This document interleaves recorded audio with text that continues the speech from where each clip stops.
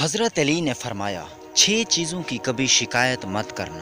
پہلی اپنی قسمت کی، دوسری اولاد کے سامنے اپنے بڑوں کی، تیسری اپنا ذاتی مکان ہوتے ہوئے اس کی تنگی کی، چوتھی اپنے ماں باپ اور استاد کی، پانچویں غیر کے سامنے اپنے دوست کی، چھٹی رخصت کرنے کے بعد اپنے مہمان کی۔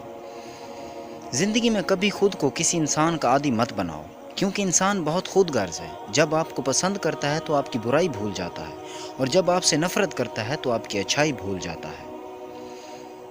اچھے انسان کی ایک نشانی یہ بھی ہوتی ہے کہ وہ ان لوگوں کی بھی عزت کرتا ہے جن سے اسے کسی قسم کے فائدے یا مفاد کی توقع نہیں ہوتی۔